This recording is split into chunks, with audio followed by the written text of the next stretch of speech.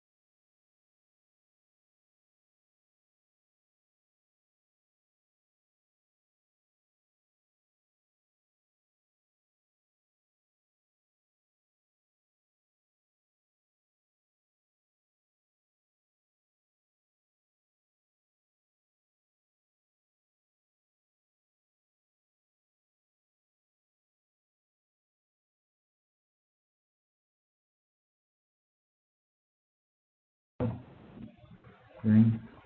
Bueno, buenas noches. Vamos a dar inicio a la videoconferencia del día de hoy. Bienvenidos a todos.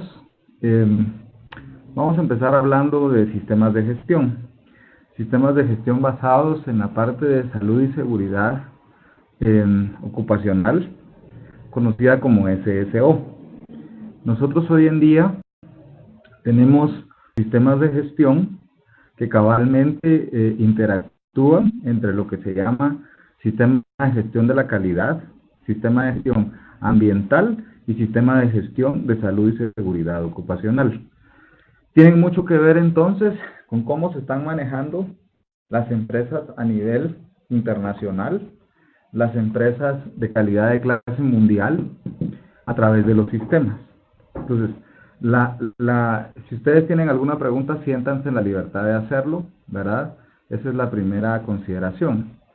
Básicamente, los sistemas de gestión, en este caso, como ya habíamos hablado, hay varias acepciones.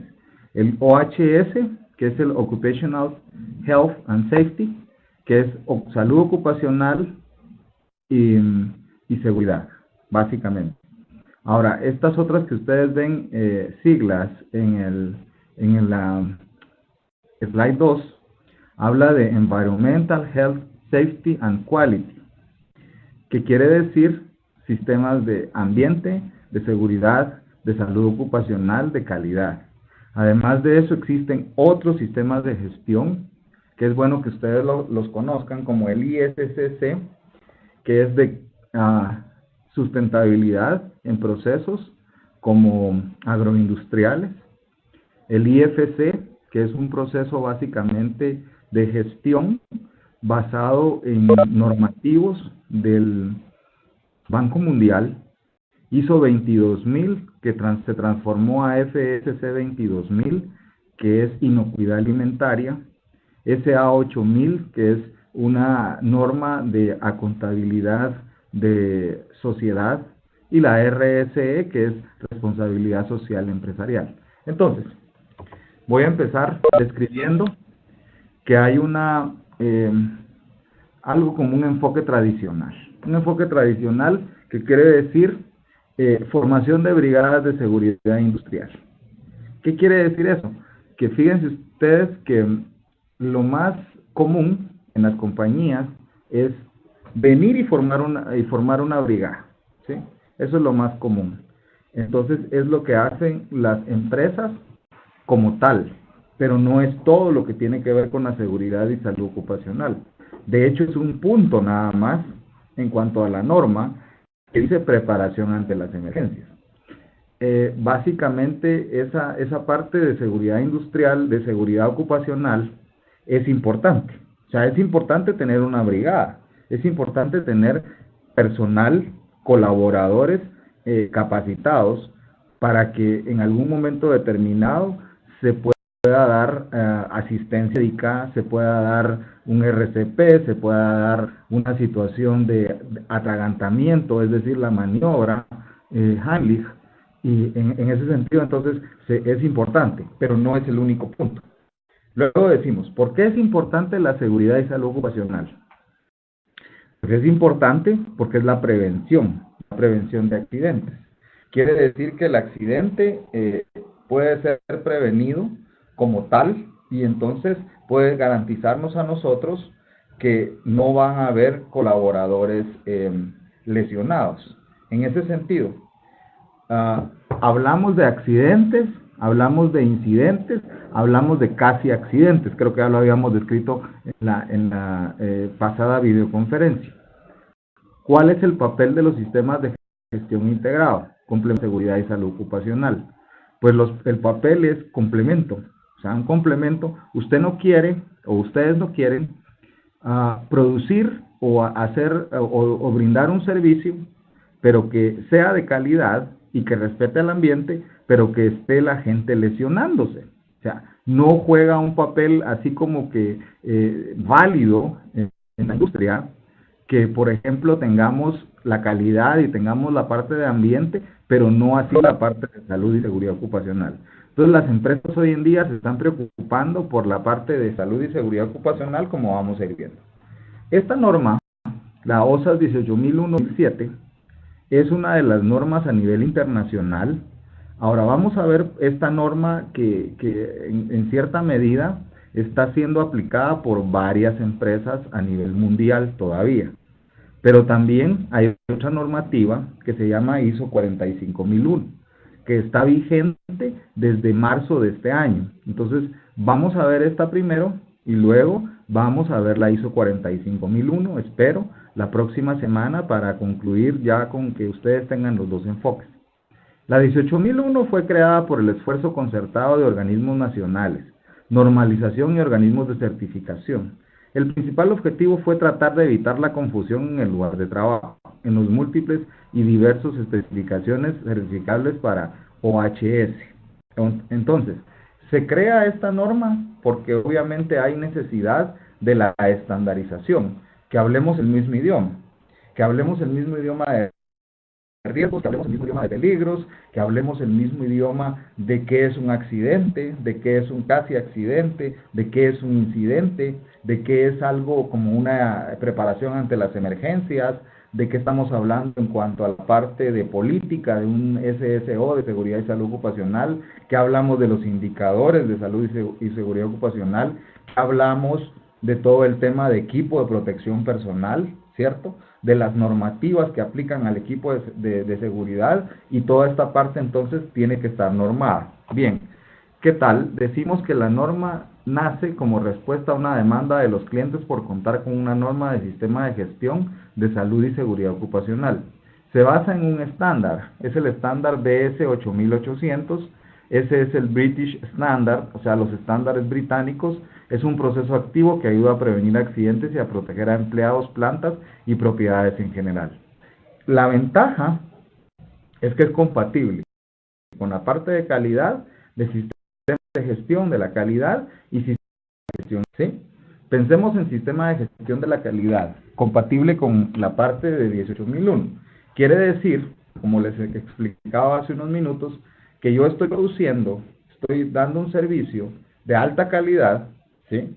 Pero también tengo que tener en consideración el ambiente y obviamente la parte de salud y seguridad ocupacional. No puedo producir calidad sin tener en cuenta las dos otras factores, ¿verdad? Porque entonces no estaría yo haciendo calidad de clase mundial. Hay empresas en Guatemala certificadas en las tres normas. ¿verdad? Donde que obviamente sí están trabajando grupo cervecero, grupo cementero, grupo de ingenios, algunos de ellos están certificados en las normas. Son un puñado todavía de empresas, pero son las empresas que compiten a nivel global. Ahora bien, ¿qué comprende este sistema internacional en seguridad y salud ocupacional? Comprende la norma 18001, que nosotros le llamamos en este nivel de auditorías, como consultores, le llamamos el qué hacer, ¿sí? Es decir, cómo se va a determinar lo que la organización hace. O sea, la organización hace o debe hacer dentro del parámetro de salud y seguridad ocupacional. Y entonces en la guía de implementación 18002 está el cómo hacerlo. Yo les recomiendo a ustedes, si no estoy mal, les vamos a subir ese documento de la 18002 para que ustedes lo revisen dentro de este curso también como material de apoyo, ¿verdad? Entonces, también es importante que ustedes lo conozcan, ciertamente. Ahora bien, decimos de dónde se originó, de los estándares británicos, de unos reportes técnicos, de SGS, de algunas certificaciones de seguridad, de algunos borradores en cuanto a normas. Ahí viene referido el OSAS 18001. Y aquí está la compatibilidad. O sea, les estaba hablando de ambiente. Ambiente, por ejemplo, tiene como función evitar los aspectos ambientales significativos de una compañía. Pensemos en emisiones gaseosas, emisiones al ambiente, pensemos generación de residuos, pensemos también efluentes, es decir, que el agua esté saliendo de la compañía, pero que no esté tratada. La tuvimos ya una situación, ustedes hubo una circunstancia donde una compañía dejó ir sus aguas fuera de la empresa y no tenían una planta de tratamiento. Eso fue en Petén. Y entonces se fue al río La Pasión y ahí murieron peces y toda la vida acuática, ¿va ustedes? Entonces eso quiere decir protección ambiental, o sea, evitar ese tipo de situaciones. Seguridad y salud ocupacional pues interactúa con esto del ambiente y la calidad pues como tal también en ese sentido queremos producir con calidad, queremos producir cumpliendo las especificaciones del cliente. Entonces, ¿qué es calidad? Calidad es cumplir las especificaciones del cliente. Eso es la versión más típica, ¿verdad? La versión moderna le llamo yo a que es calidad es exceder las expectativas del cliente. Eso entonces está muy de moda en esta parte porque nosotros como consumidores, la nueva generación también viene pidiendo mucho más en cuanto a la parte de protección, en cuanto a la parte de ambiente, en cuanto a la parte de cumplimiento de las compañías. Entonces ya no solo se conforman con un producto o un servicio, sino que también quieren garantía de ese producto, seguimiento de ese producto y cabalmente ahí entra la parte de calidad. Bien, luego decimos qué sucede a escala global. Esto de acá, la OIT, la Organización Internacional de Trabajo, tiene normativos a nivel internacional que ustedes pueden encontrarlos en el sitio de OIT, ¿verdad? Para decir qué es el rol de negocios en el que ustedes están, ya sea un área administrativa, ya sea un área ejecutiva, ya sea un área de ventas, sea un área comercial, industrial, de servicios. Ustedes ahí pueden encontrar en esos normativos internacionales de OIT cómo se gestiona el riesgo. Porque el riesgo debe de controlarse, el riesgo debe minimizarse. Primero, identificar el riesgo.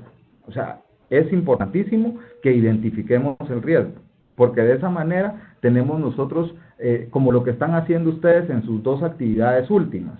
Muy bien, por cierto, muchos de ustedes, excelente.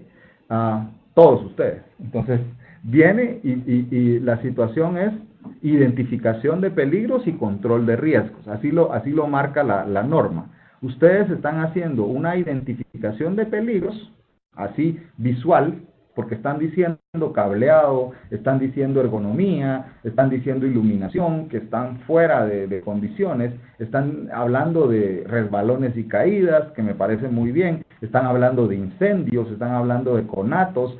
Ese tema es muy importante, obviamente, la identificación de peligros y control de riesgos. Utilizamos una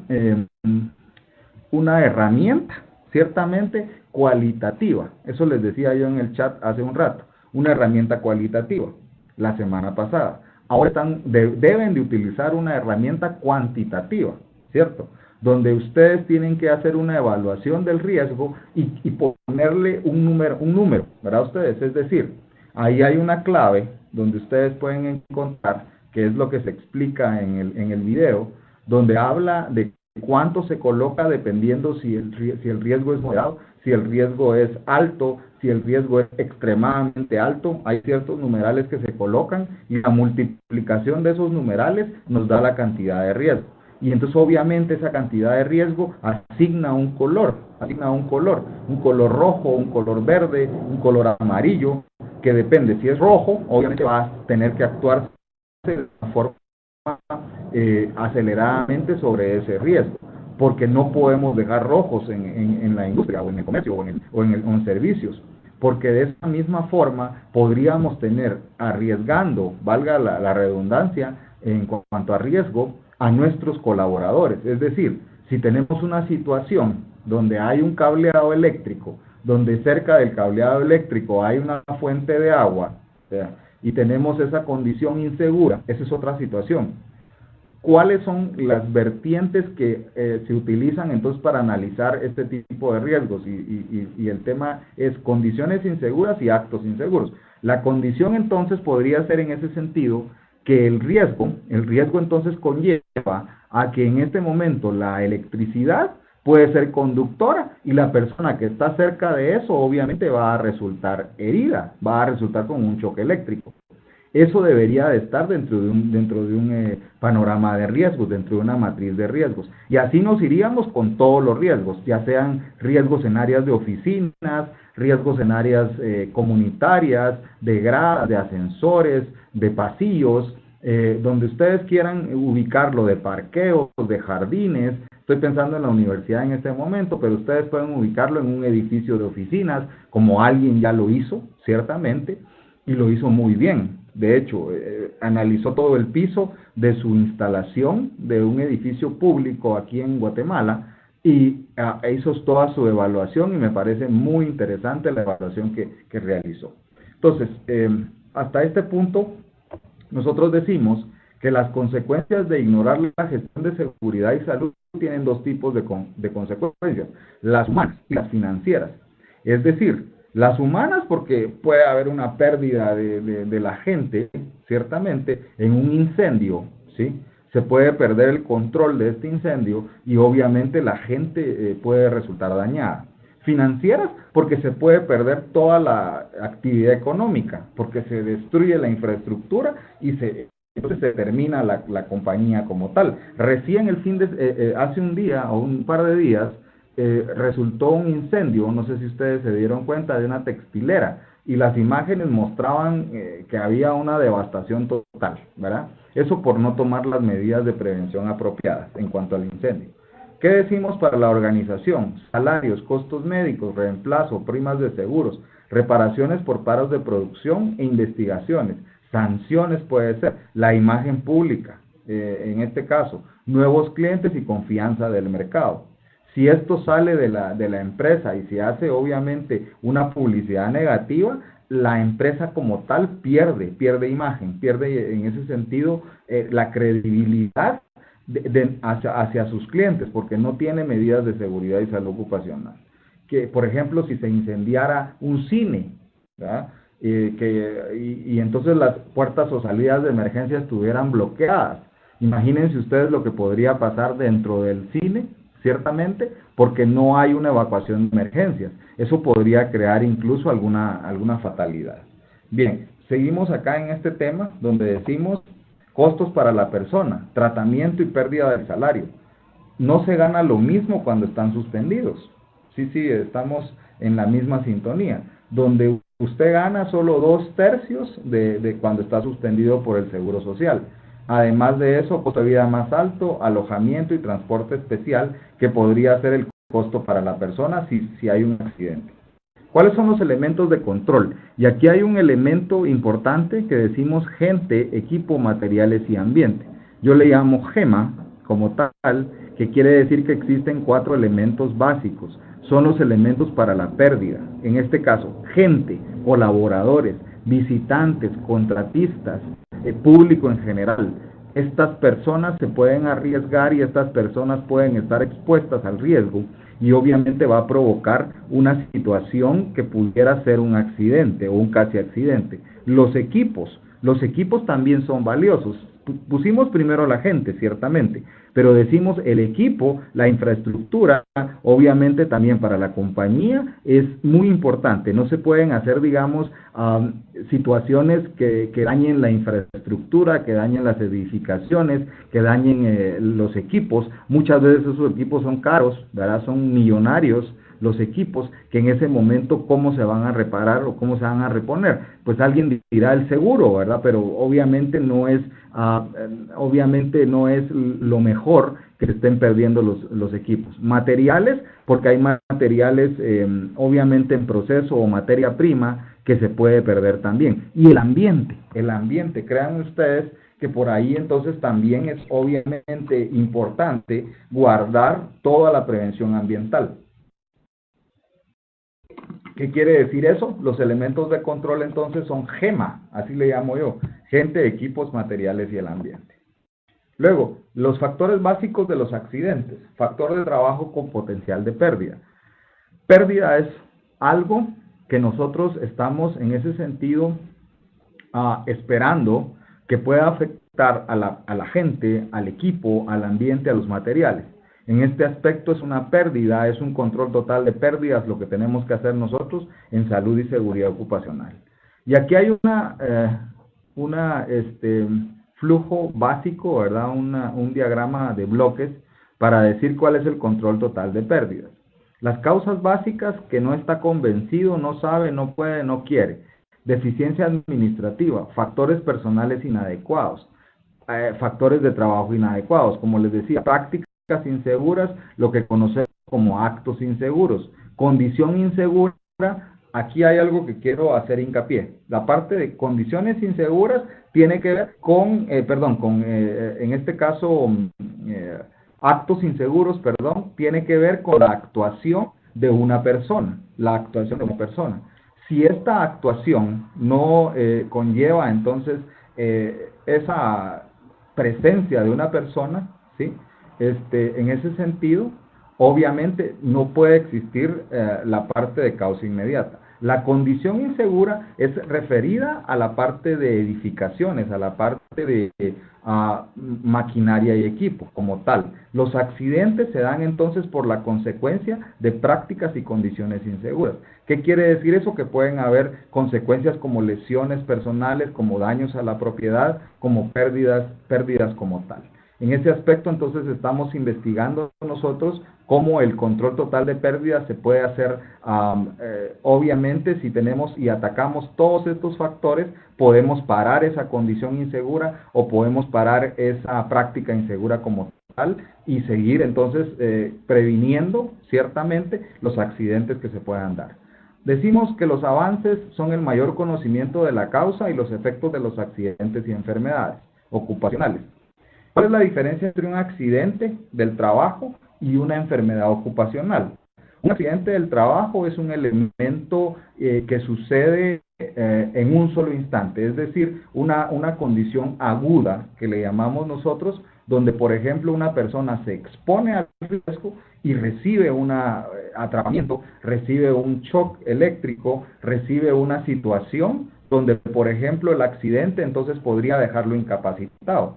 ¿Cuál es la diferencia entre lesiones incapacitantes y lesiones que se pueden prácticamente de primeros auxilios o en este caso de tratamiento médico? Cuando decimos que es una situación de accidentes incapacitantes, estamos hablando de los LTI, de los Lost Time Incidents, que son incidentes con pérdida de tiempo. Incidentes con pérdida de tiempo quiere decir que la persona está dentro de sus actividades, tiene el accidente y al siguiente día no se puede presentar a trabajar. Eso es una pérdida, obviamente, porque la zona está suspendida, luego entonces tendría que investigarse la causa del accidente y obviamente esa situación pues conlleva la investigación, el escenario como tal de qué fue lo que pasó. Y la enfermedad ocupacional quiere decir que es una situación crónica, es algo que se va entonces a establecer dentro de una exposición como tal. En ese sentido puede haber una exposición, hay algunas enfermedades ocupacionales que están investigadas, ¿verdad? Están obviamente investigadas y tiene que ver con la exposición a ciertos elementos, y esos elementos son una situación de bagazo, por ejemplo, a la gente que se expone al bagazo puede sufrir una condición que se llama bagazosis. Otra enfermedad ocupacional que se puede exponer es al sílice, que es silicosis. Luego, obviamente, asbesto, que es asbestosis, ¿cierto? Entonces, son enfermedades ocupacionales, porque obviamente son enfermedades que pueden darse en un momento determinado a personas que han estado expuestas por bastante tiempo y que han tenido esa inhalación de los elementos. La legislación cada vez más estricta y detallada a nivel internacional y tratados de libre comercio. Y no solo a nivel internacional, sino que hoy en día en Guatemala tenemos el aspecto del Acuerdo Gubernativo 229 de 2014, que ya lo hemos tocado en otra de las conversaciones, en otras videoconferencias, y ese sí es muy estricto. De hecho, tiene 580 más o menos, 580 artículos como tal, donde expresa que el gobierno de la República de Guatemala está al cuidado de la salud y seguridad ocupacional de todos los colaboradores a nivel industrial, a nivel agroindustrial, a nivel de todo tipo de comercio, y entonces todas están obligadas, las organizaciones, a certificarse y obviamente a seguir este tipo de acuerdo gubernativo. De hecho, el Ministerio de Trabajo y el ICS va a dar seguimiento o está dando seguimiento como tal a la parte de este tratado, de este acuerdo como tal. Entonces, obviamente, ciertamente, pueden ser visitados en sus roles de negocios. De hecho, yo conozco casos en Guatemala donde han sido visitadas industrias de las más reconocidas para poder hacer esta evaluación. Entonces, el Ministerio del Trabajo la puede hacer, y además de eso hay alguna multa que se puede obviamente imponer si no hay un cumplimiento a este acuerdo. De hecho, anda entre la relación entre 6 y 14 salarios mínimos por hallazgo que se pueda encontrar en la parte de esta evaluación. El reconocimiento y la importancia de la imagen. Eso quiere decir que obviamente las compañías, como por ejemplo el grupo cervecero que les mencionaba, o los grupos azucareros, están tratando de ser reconocidos por esa certificación. Además de eso, les sirve para acceder a otros mercados, ¿sí? Ciertamente por el mismo reconocimiento. E incluso para las certificaciones como IFC, en algunos casos, que son certificaciones internacionales y que tienen que ver con la parte del Banco Mundial, ¿cierto? Para ser entonces financiados en sus proyectos, tienen que cumplir la parte de seguridad y salud ocupacional, porque si no, no reciben ese financiamiento. Eso también en la parte de sustentabilidad tiene que ver con el cumplimiento. La introducción al enfoque basado en el riesgo quiere decir que vamos a hacer nosotros esa evaluación de riesgos. La evaluación de riesgos tiene esas dos herramientas que les mencionaba yo hace unos minutos: la parte de evaluación de riesgos a través de las matrices de riesgo, evaluación de riesgos a través de los panoramas de riesgos y a través del mapeo de riesgos, que son distintas herramientas que estamos viendo en la unidad 3 y también en la unidad 4 para hacer esa evaluación, obviamente, dentro de nuestras áreas de trabajo. ¿Qué entiende por riesgo? ¿Qué entiende por peligro? ¿Es lo mismo? Esa es una de las preguntas iniciales, ¿verdad? Por ahí alguno de ustedes quisiera participar en este aspecto de cómo reconocer el riesgo, si es lo mismo riesgo o peligro. Ujú. Tal vez alguna de las participantes o alguno de los participantes, ¿sí? Por ejemplo, Juan José Gómez, ¿qué me dice? ¿Es lo mismo riesgo que peligro?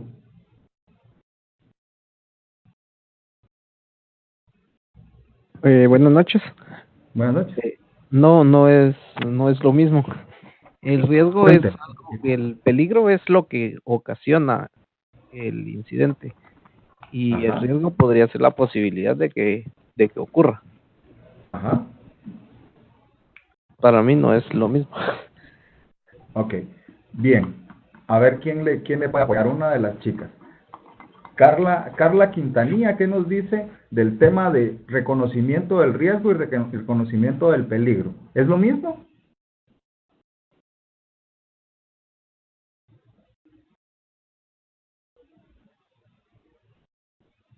¿Sí? Carla, buenas noches. Buenas noches, ingeniero. Perdón, no lograba conectar el audio. Ok, Eh, para mí no es lo mismo tampoco. sí, Para mí el riesgo es una probabilidad, pero el peligro se manifiesta de manera directa, a mi criterio. ok. Bueno, definamos entonces. No es igual, es cierto. El riesgo es la probabilidad por la consecuencia. Aquí como lo ven ustedes en esta imagen también, en este slide, el riesgo entonces es una multiplicación entre la probabilidad y la consecuencia. Es una relación entonces que nos da a nosotros esa circunstancia, ¿cierto? Que puede ser entonces obviamente cuantificada. Ahora, el peligro es la fuente. El peligro es la fuente donde nosotros podemos encontrar el contacto dañino o posiblemente dañino. A ver, definamos tipos de peligro. Peligro puede ser entonces un peligro químico, físico, biológico, eléctrico, mecánico, hidráulico, térmico, biológico, ¿sí? De gravitacional potencial, o sea, altura. Todos esos son peligros, o sea, no es lo mismo entonces definir riesgo y definir peligro. Peligro es la fuente que puede causar daño. Y riesgo entonces es la probabilidad por la consecuencia que pudiera entonces afectar a uno de los colaboradores o a varios colaboradores, ¿verdad? Porque puede ser comunitario también. Entonces quiere decir que vamos a hacer nosotros una apreciación, es el beneficio directo para la organización. Eso quiere decir que los sistemas, en este caso el de seguridad y salud ocupacional, sí tiene que ver con el beneficio de que incluso el trabajador, el colaborador, se va a sentir más seguro dentro de la empresa. Eso yo lo he visto en las compañías, donde el trabajador incluso se empodera más del proceso. Quiere decir que él está entonces obviamente muy identificado con su proceso, porque incluso el proceso como tal ha sido investigado, ha sido obviamente planteado dentro de los mismos riesgos y él conoce su riesgo, tiene el derecho a conocer el riesgo. En ese sentido, utiliza el equipo de protección personal, utiliza las barreras que se pueden dar como tal, en ese sentido, algunas cubiertas para las máquinas, si es un sprocket, en ese sentido puede obviamente colocársele una guarda de seguridad y no estar arriesgándose todo el tiempo. Es de interés tanto para los clientes como para el público en general. Los clientes, nuestros clientes a nivel internacional y a nivel nacional se vuelven cada vez más exigentes en cuanto a la parte de salud y seguridad ocupacional. Me platicaban hoy mismo en una actividad social que uno de los mejores en seguimiento a cuanto a OHS es Cementos Progreso. Es decir, que los clientes o los proveedores de Cementos Progreso tienen que cumplir con muchas de los requerimientos en salud y seguridad ocupacional, si no, no pueden entrar a trabajar dentro del área de Cementos Progreso.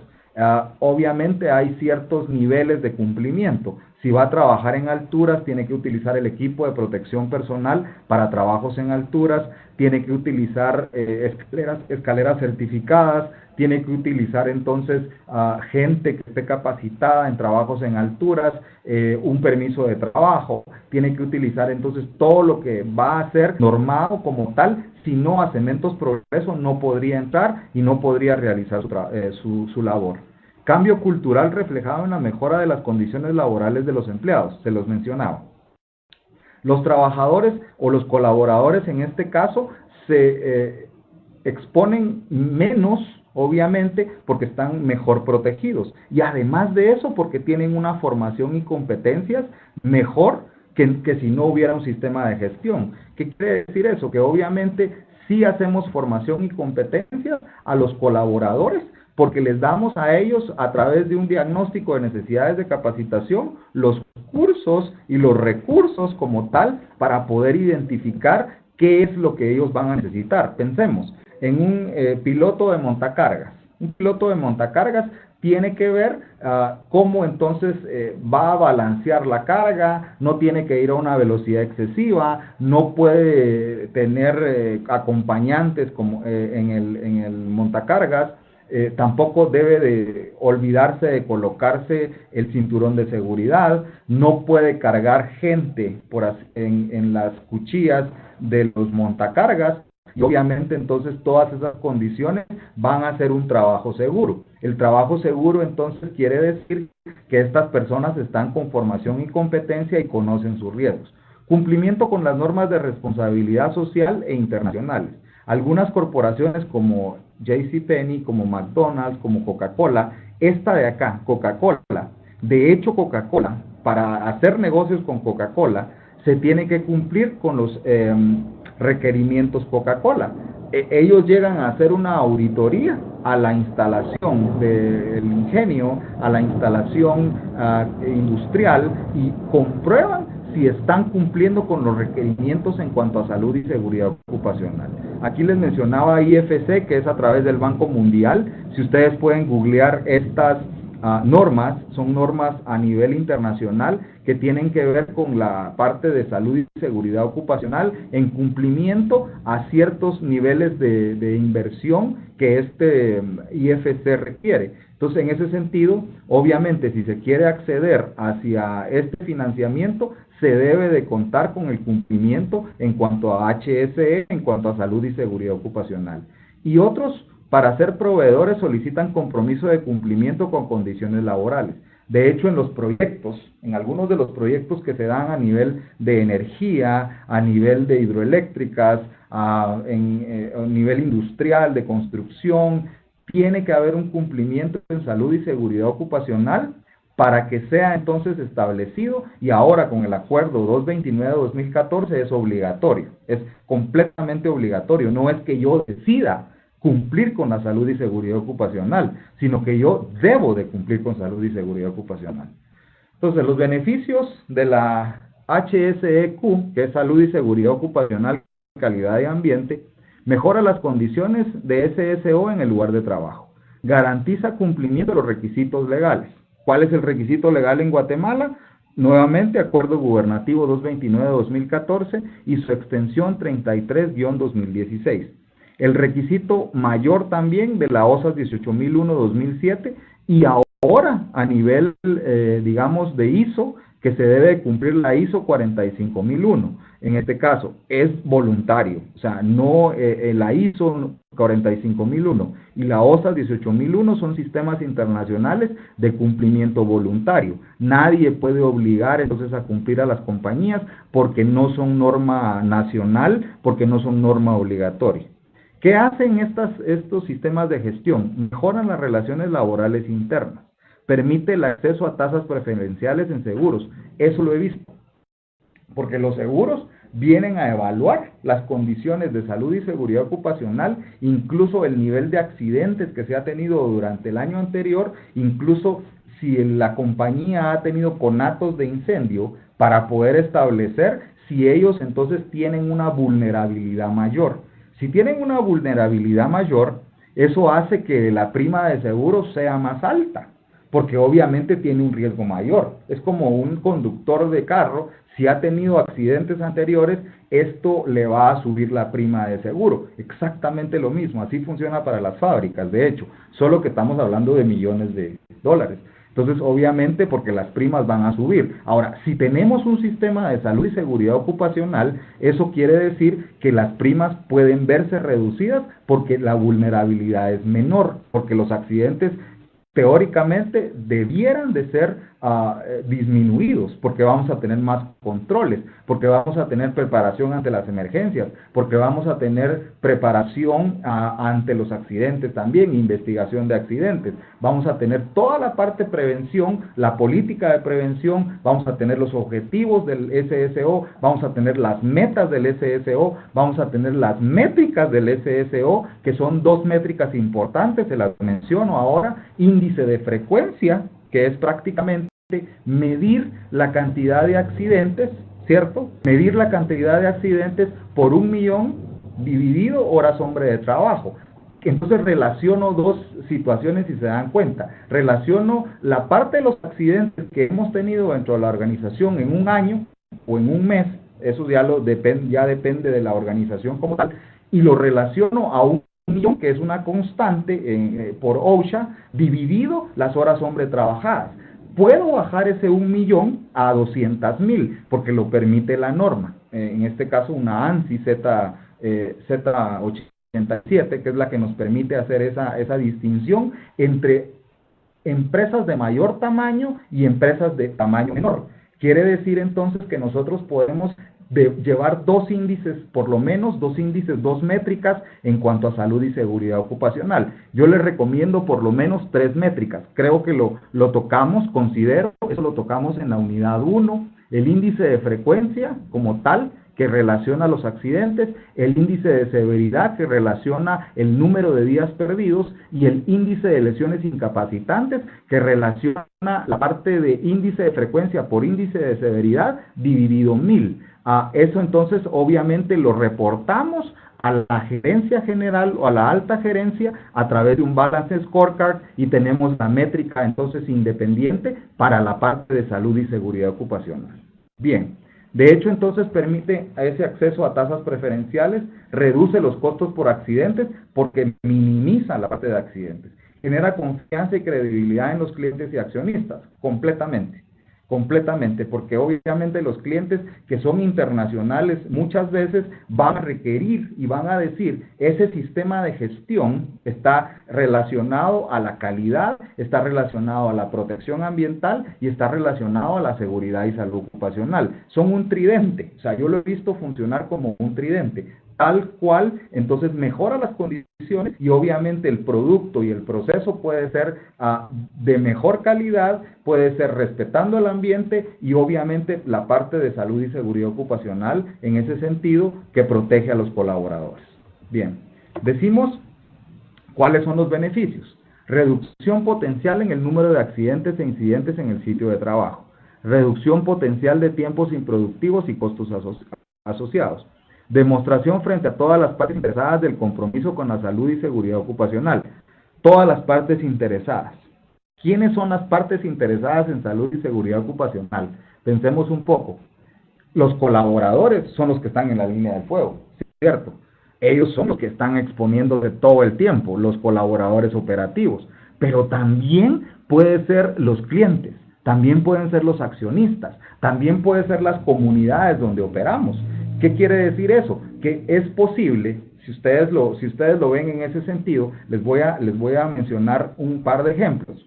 Hay un ejemplo de una fábrica que se llamaba Bhopal, en Bhopal, India, ¿sí? Es una catástrofe completamente de lo que sucedió en esa fábrica. Allí hubo un escape de un material químico que se llamaba isocianato de metilo, ¿sí? Era una fábrica de una compañía multinacional inglesa, y que obviamente generó una nube tóxica, y esa nube tóxica se fue hacia el poblado de Bhopal, que estaba pegadito a la fábrica. ¿Qué quiere decir eso? Que las comunidades donde operamos también son importantes, porque pueden verse relacionadas a un accidente como tal químico, un accidente catastrófico. Si pueden googlear esa parte de Bhopal, sería interesante, porque es un caso de estudio. Otro caso de estudio es una condición que sucedió en Mar del Norte, a través de una compañía de petróleo, ¿cierto? Que se conoce este caso específicamente como la Piper Alpha. Y la Piper Alpha también es una condición donde generó fatalidades múltiples, porque se perdió la parte de salud y seguridad ocupacional dentro de esas instalaciones. Entonces, demostración de absoluta observancia de las leyes y reglamentos. Dentro de los sistemas de gestión hay un punto específico que dice requisitos legales.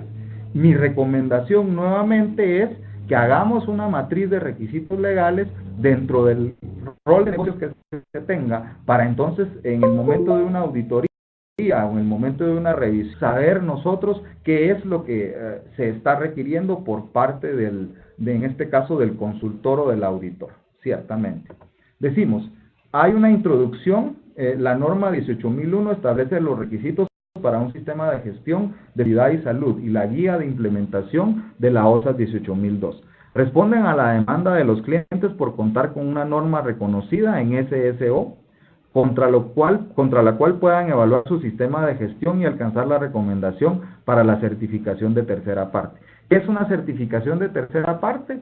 Es un reconocimiento por parte de una empresa externa para con nuestro sistema de SSO, donde, por ejemplo, decimos nosotros que estamos garantizando la salud y seguridad ocupacional en cumplimiento ¿a qué? A los requisitos legales y a los requisitos de la norma. En ese sentido, sabemos nosotros que esa es una certificación que nos está dando un ente externo para el cumplimiento del sistema de gestión en salud y seguridad ocupacional.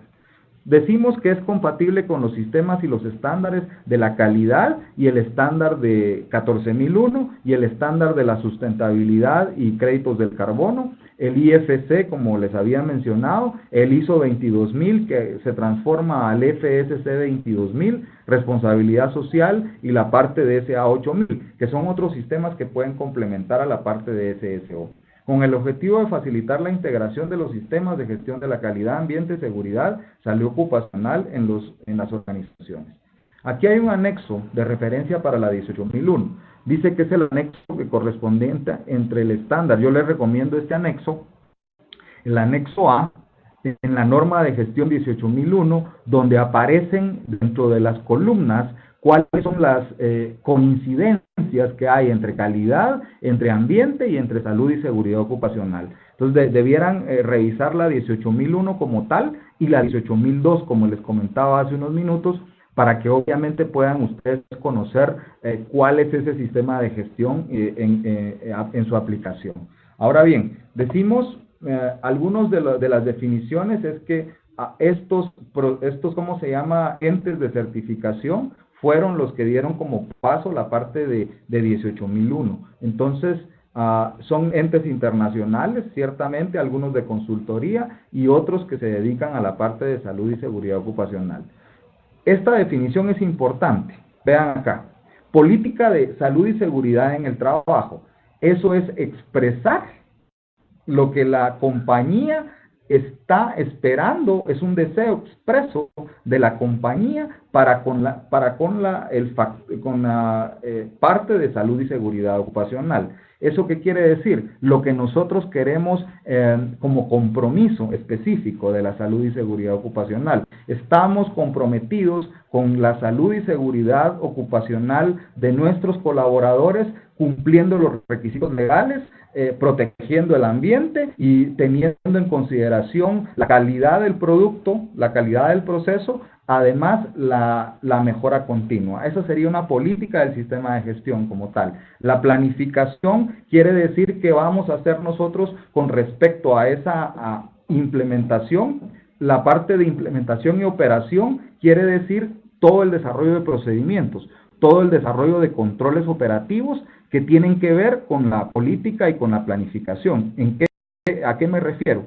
Me refiero a los procedimientos que se ejecutan, a los procedimientos operativos, como cuáles, como la parte de manejo de equipo de protección personal. Ese es clásico, ¿verdad? Donde las organizaciones van a decir, necesitamos nosotros, en ese sentido, utilizar el equipo de protección personal. No solo utilizarlo, sino también brindarlo sin costo y obviamente capacitar a nuestros colaboradores. También estaría parte de operación, todas las situaciones de preparación ante las emergencias, porque obviamente la compañía tiene que estar preparada en caso de que ocurra una situación de accidentes o que ocurra una situación en ese sentido, pérdida de control o que haya entonces una situación que nos tenga entonces un incendio, un conato de incendio, una preparación ante las emergencias. Verificación y acción correctiva quiere decir que a través de las auditorías podemos encontrar ciertos niveles de incumplimiento que deben de corregirse. O sea, lo importante aquí es que exista la verificación y acción correctiva, o sea, planes de mejora para que podamos corregir todas las desviaciones que puedan haber entonces establecidas dentro de esta circunstancia en el cumplimiento de la norma. Revisión por la dirección. Ese es un punto muy interesante también, porque obviamente esa parte de revisión por la dirección es el rendir cuentas. O sea, el rendir cuentas de qué es lo que está pasando en el sistema de gestión. Eso nos trae a nosotros a la parte de métricas, a la parte de establecimiento de indicadores.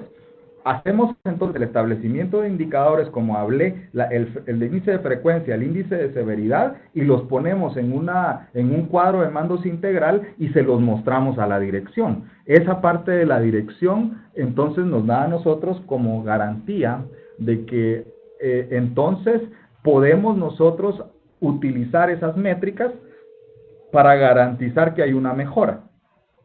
Si hay una mejora, entonces utilizamos el proceso de la mejora continua, que es el planifique, haga, verifique y actúe, para que entonces en ese sentido todo el sistema esté realizando la mejora continua. Hasta ahí vamos ahorita a través de este sistema.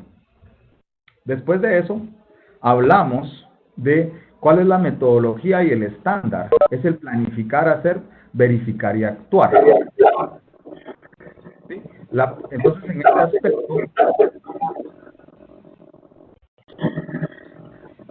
este aspecto,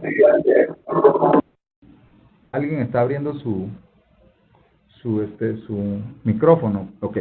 Dice, el estándar se basa en la metodología de la mejora continua. Habla entonces la metodología de planifique, haga, verifique y actúe.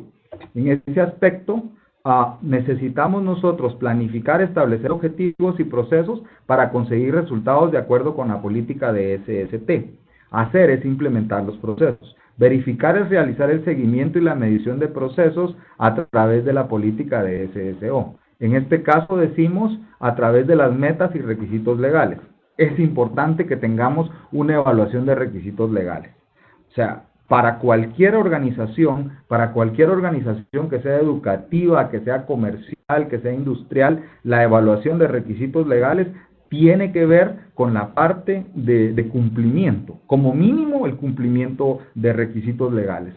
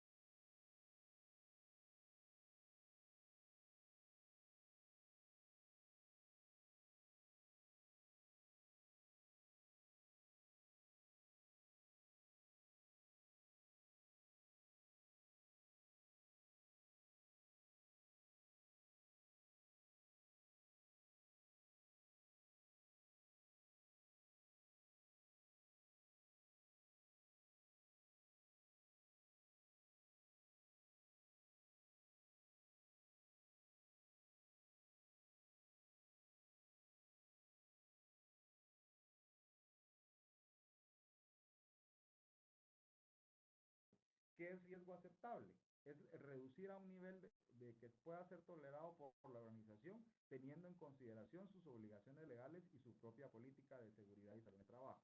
Es como en una gasolinera, ¿sí? ¿Cuál es el riesgo aceptable de manejo de sustancias peligrosas en una gasolinera? ¿Sí?